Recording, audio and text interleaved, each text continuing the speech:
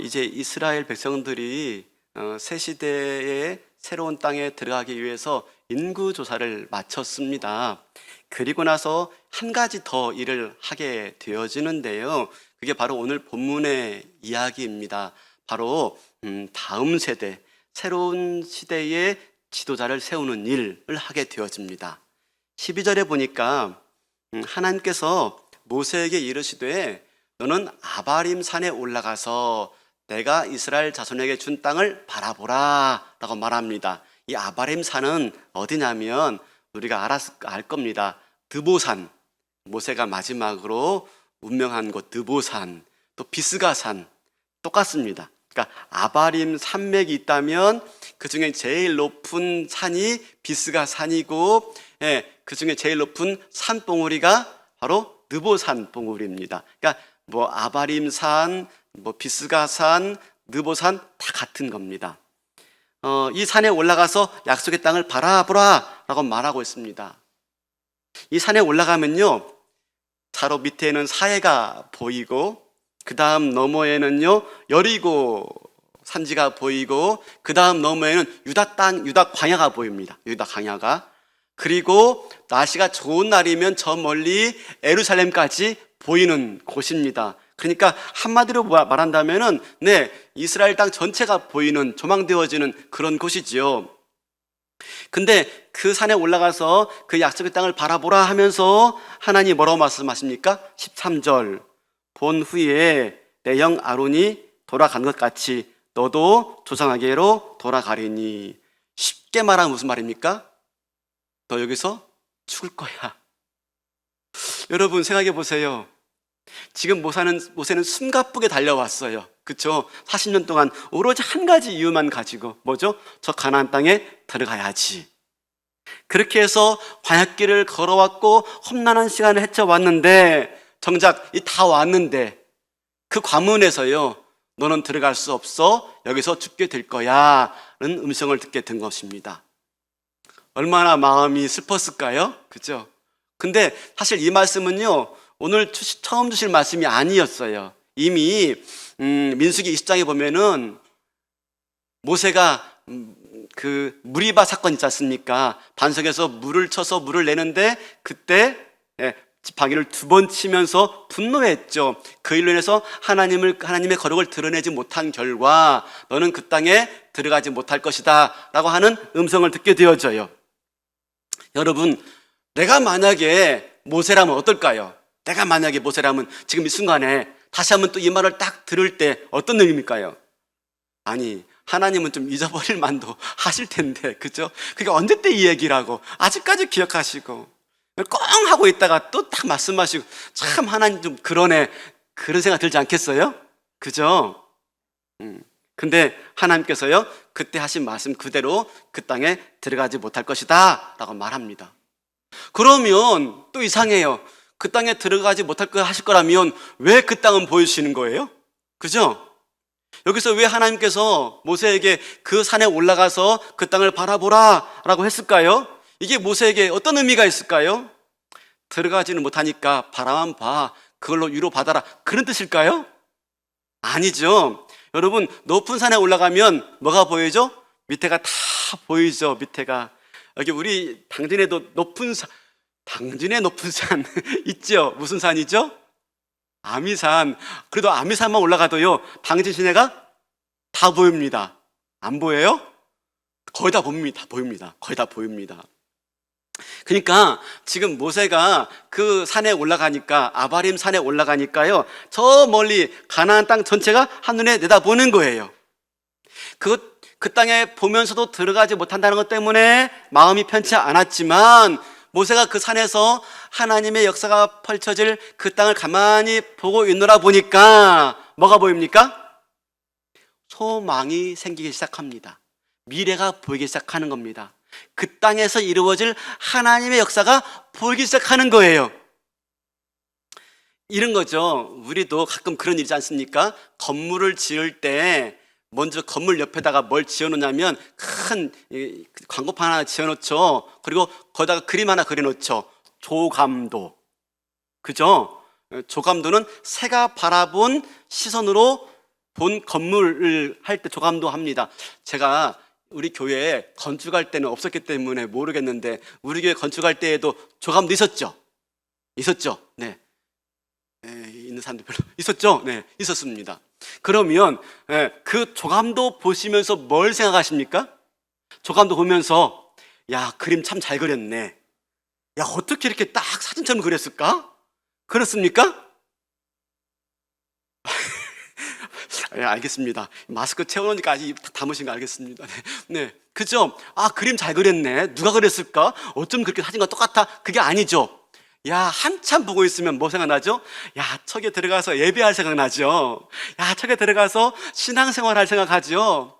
야, 저기 안에는 뭐가 있을까 궁금하죠? 거기서 어떤 일들이 있을까? 아, 여기는 교학교래. 여기는 초등부래. 하면서 막 아이들이 예배 드리는 모습 상상되어지죠? 이건 좀 말씀하세요. 상상되어지죠? 예, 그렇죠. 똑같습니다. 지금 모세가 높은 산에 올라가서 저 멀리 가나안 땅, 약속의 땅을 딱 바라보는데, 네, 헤이, 난 들어가지 못하는데, 그리고 실망하는 게 아니라 그 땅에서 펼쳐질 하나님의 역사가 보이는 거예요. 그 땅에서 세워질 하나님 나라가 보이는 거예요. 그 땅에서 이루어질 하나님 백성들의 미래가 보이기 시작하는 것입니다. 그러니 자기는 그 땅에 비록 들어가지 못하지만 그 미래를 바라보는 소망으로 말미암아 모세가 뭘 함습니까? 위로를 얻게 되는 겁니다. 그죠? 여러분 한번 생각해 보세요. 만약에 이들이 보이는 것이 전부였다면, 산에 올라가지 못하고 그 땅에서 보이는 게 전부였다면 고작 해봤자 뭐 받겠습니까? 요단강, 넘실대는 요단 강물과 그리고 그 너머에는 견고한 여리고 성읍들 바라보면서 절망스러웠을 거예요. 그런데 느보산에 올라가 보니까요, 하나님의 약속이 한눈에 딱 펼쳐 보이면서 네, 하나님 어떻게 역사하시고 어떻게 이루어가실지 미래가 전망되어지고 조망되어지는 거예요. 처음엔 슬펐죠. 그렇죠? 답답했죠. 그러나 한눈에 내다보이는 약속의 실체를 발견하고 바로 모세가 위로와 소망을 지금 얻고 있는 것입니다. 사랑하는 성도 여러분, 성경에 보면은요, 하나님께서 하나님의 뜻을 보여주시고 또 하나님의 미래를 보여주시고 우리의 삶을 회복시킬 때 항상 하나님께서요, 우리를 여호와의 산으로 부르신 일들이 종종 있습니다. 아브라함 보세요.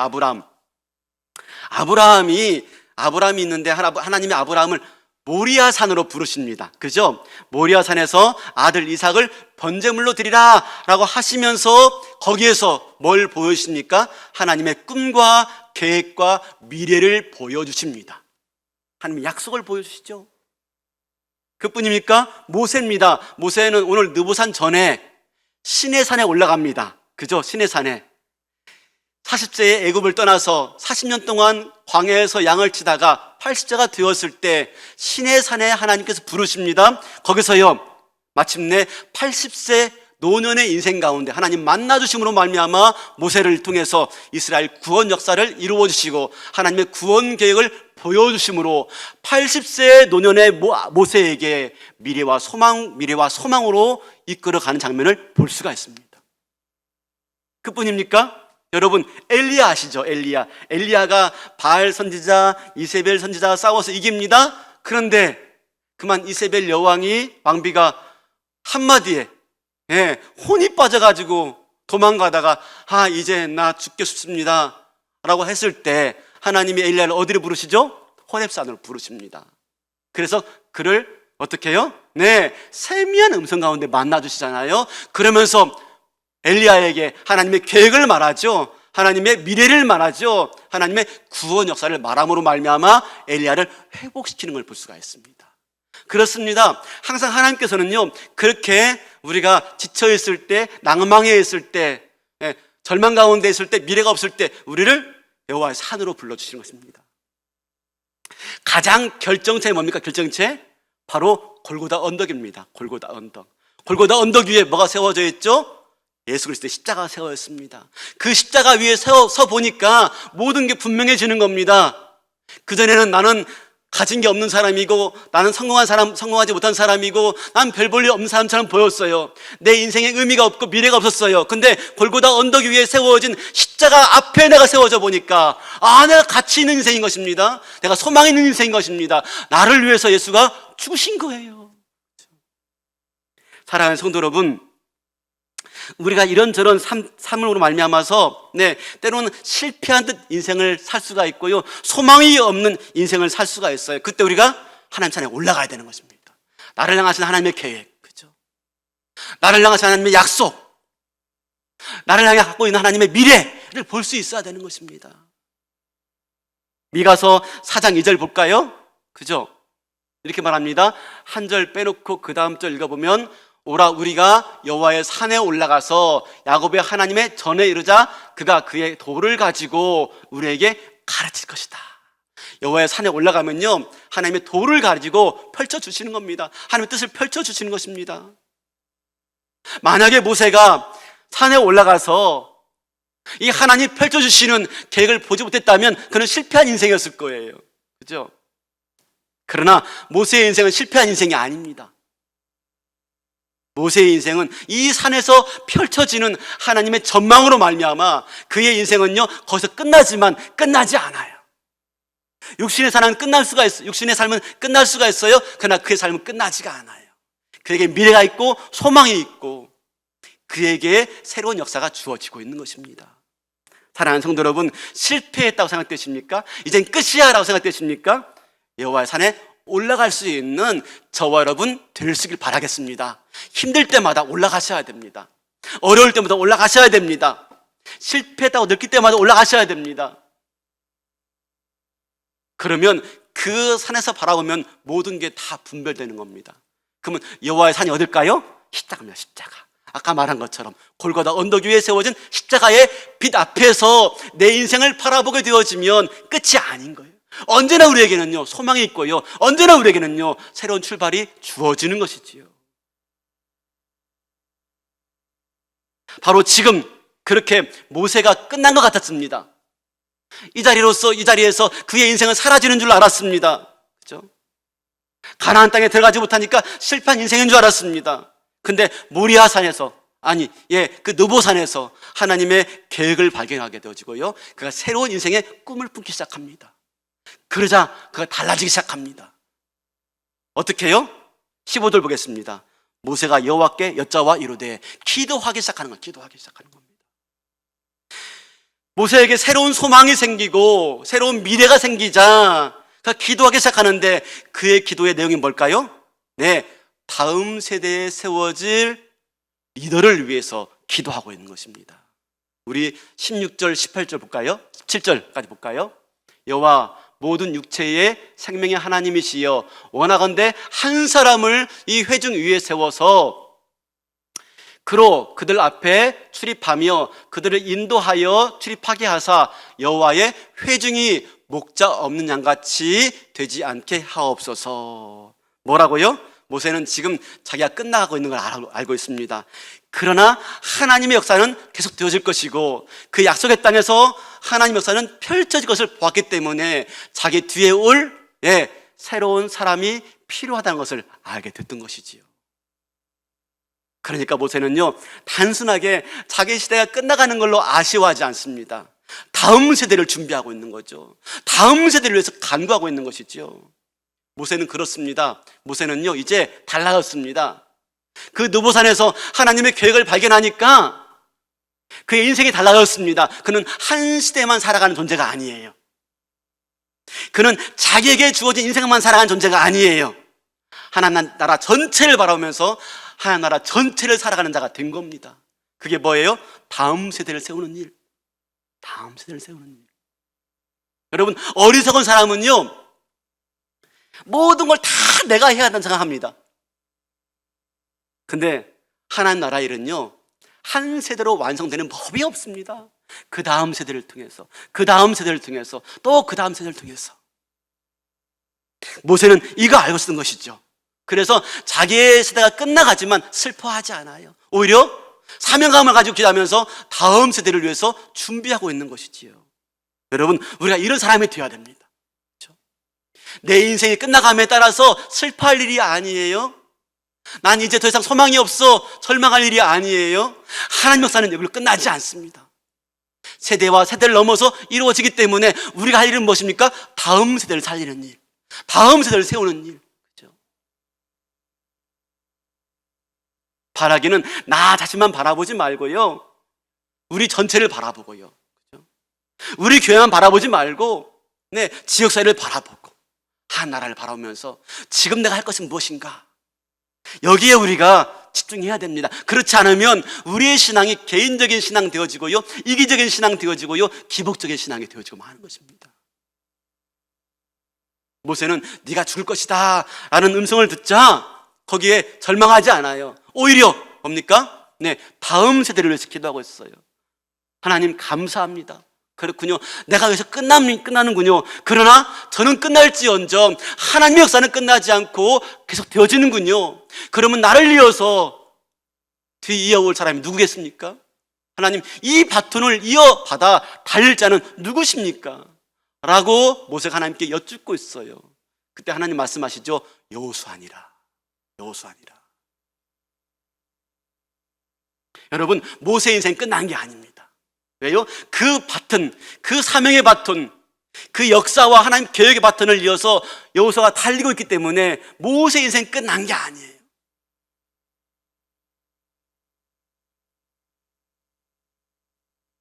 사랑하는 성도 여러분, 우리가 어떻게 해야지 우리의 인생이 미래가 있고 소망이 있고 영원할까요? 다른 게 아닙니다. 다음 세대를 세우는 것, 다음 세대를 위해서 기도하는 것. 모세는 나는 가나안 땅에 들어갈 수 없어 서운해하고 억울해하고 주저앉지 않습니다. 다음 세대를 세우는 일에 지금 최선을 다하고 있는 겁니다.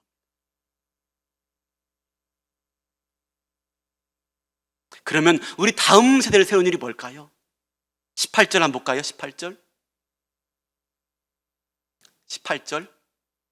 이 모든 일 후에 여호와께서 모세에게 이르시되 눈의 아들 여호수아는 그 안에 영이 머무는 자니 너는 데려다가 그에게 안수하고 그를 제사장 엘르아살과 온 회중 앞에 세우고 그를 목전에서 그에게 위탁하여 내 존귀를 그에게 돌려 이스라엘 자손의 온 회중을 그에게 복종하게 하라.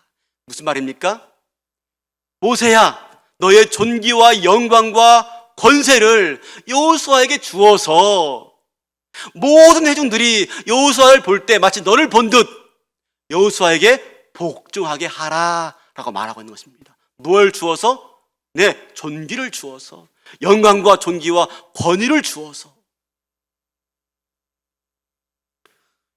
이걸 우리에게로 한번 적용한다면 이럴 수가 있습니다. 먼 훗날요, 사람들이 우리 자녀들을 바라보면서요 이렇게 말하도록 하는 겁니다. 저 사람 보니까 저 사람 엄마 아빠가 생각나네. 그치? 저 사람은 엄마 아빠를 이어서 믿음의 길을 가고 있는 사람이야. 누가 보더라도 우리 자녀들이 우리의 믿음의 계보를 이어가는 사람인 줄 모든 사람으로 알게 하라 하는 말씀이 바로 오늘 이 말씀인 것입니다. 모든 사람이 볼 때, 우리 자녀들을 바라볼 때 저 사람은 엄마 아빠처럼 믿음의 계보를 잇고 있는 자야. 여러분, 부모 때는 열심히 믿었는데요 자식들은 그 믿음의 계보를 이어가지 못하는 경우들이 왕왕 있습니다. 이건 잘못된 일입니다. 여러분이 잘못된 일입니다. 부모 때는 열심히 믿었으면 자녀들은 더 신실하고 더 열심히 믿음의 경주를 하도록 해야 되는 것이지요. 우리가 앞선 세대가 되어서 다음 세대를 위해서 여러분 뭘 해야 되겠습니까? 그들이 더 참되고 더 신실하고 더 진실한 하나님의 사람이 되도록 우리의 신앙의 유산을 물려줘야 되는 것입니다. 신앙의 유산, 예수 그리스도. 이번 주에 제가 금요일 날 새벽 기도를 인도하는데 마침 본문이 역대하 21장이었습니다. 여호사밧 왕이 자기 아들들에게 이제 왕위와 재산을 물려주는 장면입니다. 여호사밧 왕의 초기에는 참 믿음이 좋았는데 말미에 그가 실패하고 마는데요, 그에게 7명의 아들이 있었습니다. 7명의 아들이. 그런데요, 어떡합니까? 그가 죽을 때 3절 말씀, 역대하 21장 3절 말씀. 그의 아버지가 그들에게 은금과, 자녀들에게요, 은금과 보물과 유다 견고한 성읍들을 선물로 후히 주었고, 이야, 이런 부모 있어요? 그죠? 여호람은 장자임으로 왕위를 주었더니, 아버지로서요 정말 자녀를 사랑해서 은금과 보물과 유다의 견고한 성읍들을 후히 주었대. 그리고 여호람은요 장자이니까 나라 왕위까지 물려주었대요. 부모라면 솔직히 자녀들이 장성하면 웬만큼 부담을 느낍니다. 느끼죠? 네, 아이들이 커서 시집장가 가는데 지방카는 준비해 줘야 되는데 하는 마음의 부담을 갖습니다. 그죠? 근데 그런 마음 갖는다고 다 해줄 수가 있나요? 못하는 게 우리 부모들의 형편 아니겠습니까? 근데요, 여호사밧은요 후히 줬대, 후히. 그죠? 참 좋은 아버지 같죠? 그죠? 적어도 자녀들은 우리 아버지 좋은 아버지 아마 했을 것입니다. 근데 정말 좋은 아버지였을까요? 우리 4절 볼까요? 여호람이 그의 아버지의 왕국을 다스리게 되어 세력을 얻은 후에 그의 모든 아우들과 이스라엘 방백들 중 몇 사람을 칼로 죽였더라. 여호람이 장자인데 왕이 될 사람은 못 되었던 것 같습니다. 근데 그가 장자라고 그냥 물려주었더니요, 어떡합니까? 자기 동생들이 자기 왕위를 넘볼까 봐가지고 다 죽여버리고 말았어요. 그것뿐입니까? 그 후로 국력이 약해져가지고 소국들이요 다 분리 독립하고요, 이웃나라들은 없이 이기면서 침략을 강행해 오게 되어지고, 마지막에 여호람이 어떻게 됩니까? 8년을 다스리고, 고작 8년 다스리려고요 동생들 다 죽였어요. 근데 8년 다스린 다음에 어떻게 되어집니까? 우리 21장 18절 19절 21장 18절 19절 이 모든 일 후에 여호와께서 여호람을 치사 능히 고치지 못할 병이 그 창자에 들게 하셨으므로, 19절 여러 날 후에 2년 만에 그의 창자가 그 병으로 말미암아 빠져나오매 그가 그 심한 병으로 죽으니, 창자가 튀어나와서 터져 죽고 말았어요. 아니, 왜 이 여호람의 죽음을 이렇게 표현했을까? 배 터져, 창자가 터져 죽은 겁니다. 뭐죠? 비참하게 죽은 겁니다. 비참하게. 사랑하는 성도 여러분, 결과적으로 여호사밧 왕이 자녀들에게 유산을 물려주고 왕위를 물려준 게 잘한 일일까요? 잘한 것이지요. 잘했습니다. 거기까지 잘했습니다. 근데 무엇을 물려주지 못했습니까? 네, 신앙을 물려주지 못했어요. 여호와 신앙을 물려주지 못했습니다. 아무리 좋은 거 물려주면 뭐합니까? 그걸 잘 관리하지 못하는데.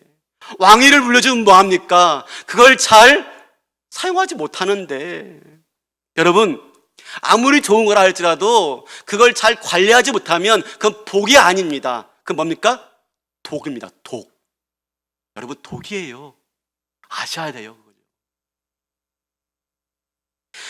받을 만한 자격이 안 되는 사람에게 물려다 주니까 나라를 그지경 만들고요, 형제를 죽이고 배 터져 죽는 겁니다. 비참한 인생이 되어지고 마는 거죠. 사랑하는 성도 여러분, 우리가 자녀에게 물려주고 있는 아파트가 아닙니다. 재산이 아닙니다. 땅이 아닙니다. 믿음입니다. 믿음. 얼마 전에 친구 목사님 부부가 저희 교회에 왔었습니다. 부부 동반으로 5가정이 모였습니다. 다 군목으로 제대한 분들입니다. 저는 일찍 제대했지만 중령까지 꽉 채워서 근무하다가 애편하신 분들인데요. 애편하고 곧바로 민간교회에 부임할 수가 없어서 1년, 2년 쉬고 있는 분들인데요. 그런 가운데 한두 명씩 이제 부임되기 시작하는 가운데 한 선배 목사님이 고민을 자연스럽게 나누게 되었습니다. 이제 이 목사님은 아직 부임할 교회가 정해지지 않았어요. 아직 교회가 없는 겁니다. 그러던 중에 최근에 아파트 청약 광고를 접하게 된 겁니다. 그 아파트가 어디에 있는 아파트냐면 당진에 있는 아파트가 아니라 서울의 유래 신도시 아세요? 모르면 감사한 겁니다. 그거 알면 배가 아파 못 삽니다. 유래 신도시라고 아주 좋은 동네에 한강을 조망할 수 있는 곳에 새로운 아파트가 세워지는데 이곳에 분양받을 기회가 생긴 겁니다. 왜냐하면 이 목사님은요 27살에 군목으로 부임하면서부터 청약 통장을 시작했습니다. 지금까지 넣었으니 1순위입니다. 1순위. 그리고 이 목사님은요 무주택자예요. 네, 집이 없는 분이에요. 그리고 이 목사님이 경기도에 잠깐 전세로 사시는 분이에요. 그 아파트의 분양에 내면은요 무조건 1순위. 대단하죠? 아, 대박이죠? 대박. 그죠? 네. 이 아파트가 너무나 좋아가지고요. 당첨된 이후에 몇 년을 살아야 된다면서요. 그 후에 되팔면요. 어마어마한 시세 차익을 남길 수가 있어요. 거짓말 않고 좀만 지나면요. 5, 6년만 지나면 5억, 6억 이상 받을 수 있는 그런 아파트예요. 그런 기회가 생겼어요. 내기만 하면 돼요. 내기만 하면. 신청만 하면 돼요. 한마디로 대박 날 기회인 것이죠. 근데 막 그렇게 막 분양을 받으려고 신청하는 그 찰나에 그만 전주에 있는 한 교회에서 아주 어려운 교회, 좋은 교회가 아니고 아주 어려운 교회에서요 담임 목사로 부임해달라는 요청을 받게 된 겁니다. 이 순간 고민이 생기기 시작한 것입니다. 아파트를 분양받으면 실거주를 해야 되는데 전주에서 담임 목회하면 그게 어려워질 텐데 제가 이렇게 말하니까 그게 뭐가 고민이냐고 하시는 분도 있는 것 같아요. 물론 방법이 없는 것도 아니죠. 저도 그날 많이 배웠어요. 많이 배웠어요. 뭐 아들, 딸들이 있으니까 그들이 거기서 살 수도 있죠. 그리고 실제 안 살아도 그냥 주민등록 옮겨놓고 뭐 일주일이면 한 번, 뭐 한 달에 한 번 가서 관리만 해도 시간 지나서 실거주 기간 끝나면 그거 이렇게 되잖아요. 그죠? 되죠? 아시면서 그날 점심때부터 만나서 밥 먹고 이야기 시작해서요 그날 저녁 10시 거의 넘어올 때까지 그 이야기 했습니다. 어떤 문제가 안 나왔겠습니까? 어떤 조언이 안 나왔겠습니까? 어떤 합법적인 방법이 안 나왔겠습니까? 그렇죠? 저 많이 배웠어요. 네, 저 많이 배웠어요. 하도 몰랐는데 정작 가장 큰 문제는요 사모님이에요. 사모님이 그걸 원치 않으시는 거예요.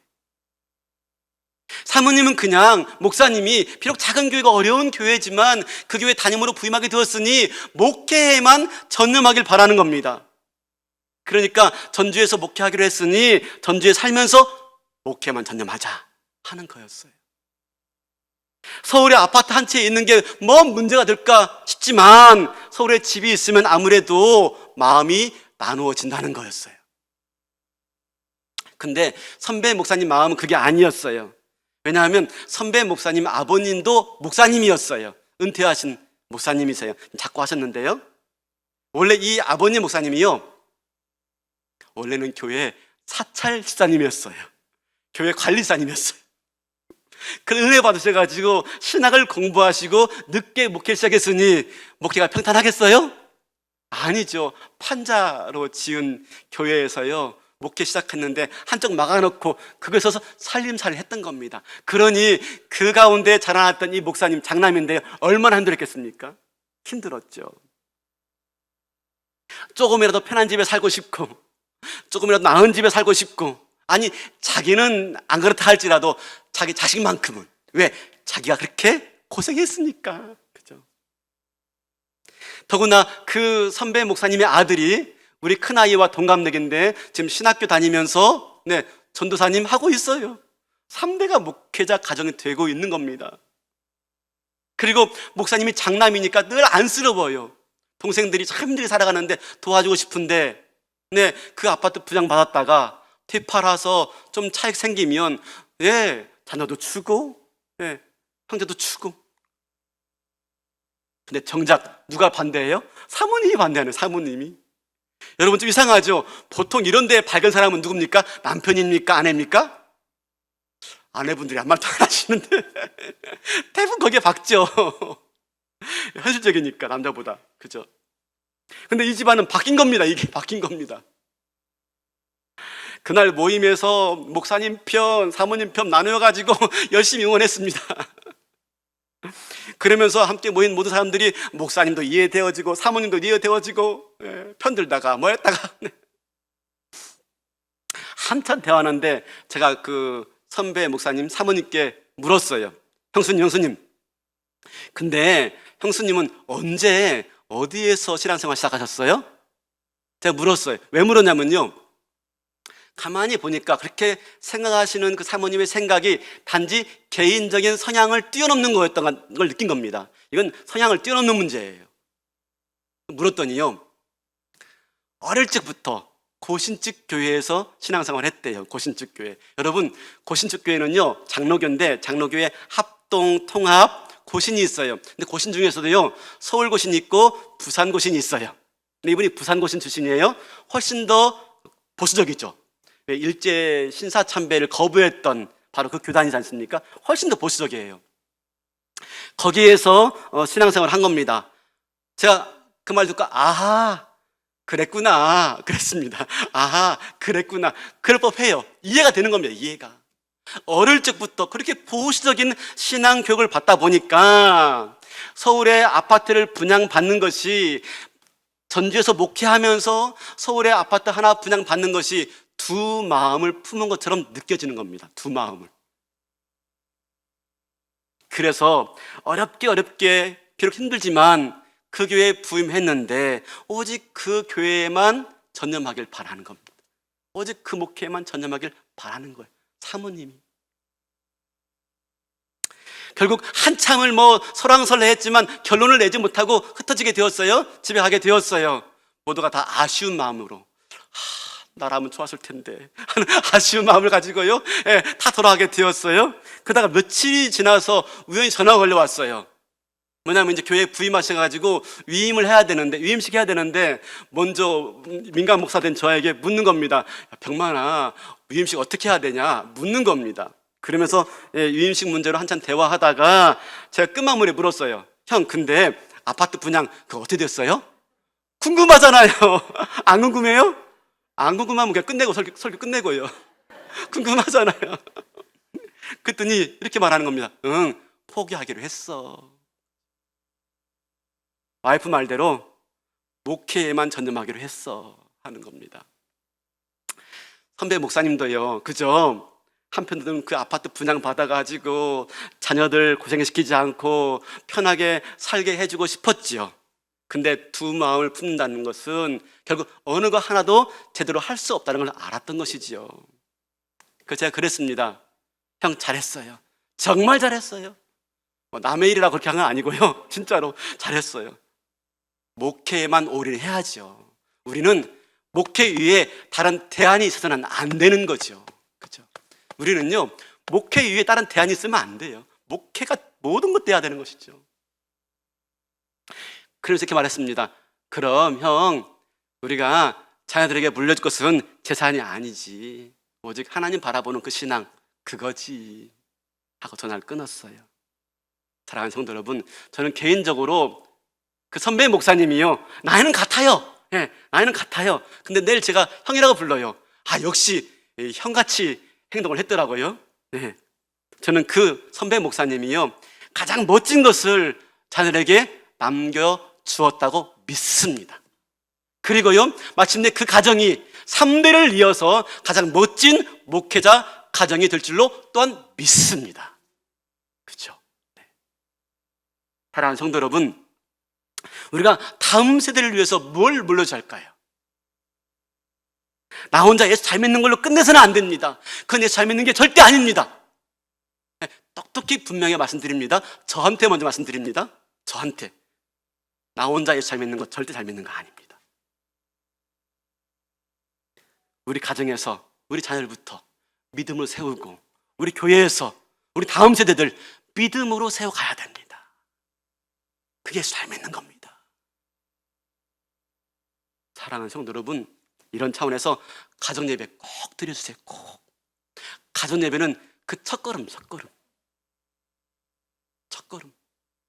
안 드리려고 반항하죠. 반발하죠. 이렇게 말하세요. 야, 목사님이 내준 숙제인데 내가 안 하면 내가 무슨 체면이냐. 그죠? 모세가 오늘 우리에게 보여주고 있습니다.